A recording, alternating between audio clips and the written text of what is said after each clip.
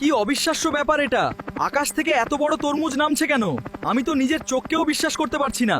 এমন দৃশ্য আগে কখনো দেখিনি। এটা জনক, এই বিশাল তরমুজটি সত্যিই আশ্চর্যজনক।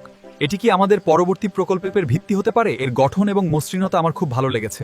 আজ আমি এই বিশাল তরমুজের ওপর একটি নিখুঁত গোল নকশা আঁকছি। সবকিছু প্রস্তুত, এবার কাটার পালা। খুব সতর্কতার সাথে কাজ করতে হবে যাতে তরমুজটি ঠিকঠাক কাটা হয়। আমি এখন এই বিশাল তরমুজের গায়ে দরজাটা খোদাই করছি যাতে ভেতরটা দেখা যায়। এটি খুব সাবধানে করতে হবে যেন আকারটা ঠিক থাকে। ঠিক আছে, তুমি কাজ চালিয়ে যাও, আমরা এই জাদুকরী মুহূর্তের জন্য অপেক্ষা করছি। অবশেষে কাজটি সম্পন্ন হলো। এই বিশাল তরমুজের ভেতর দরজা বসানোর অভিজ্ঞতাটি সত্যি অনন্য এবং আমি নিশ্চিত যে এটি এখানকার বাগানের শোভা বহুগুণ বাড়িয়ে দেবে। চমৎকার হয়েছে, সত্যি দারুণ এক শিল্প গেছে। এই দরজাটা কত অদ্ভুত! মনে হচ্ছে পুরো ঘরটা তাজা তরমুজ দিয়ে তৈরি।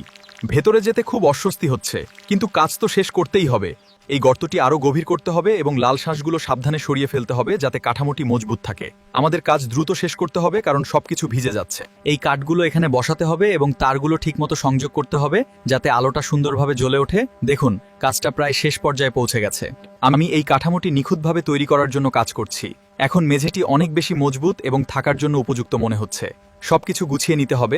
অবশেষে কাজ শেষ হলো। এই জায়গাটা একদম মনের মতো হয়েছে। দেখুন, সবকিছু কত সুন্দর আর পরিপাটি লাগছে। এখানে বসে শান্তি পাওয়া যায়। সত্যি দারুণ একটা পরিবেশ তৈরি করেছি আমি।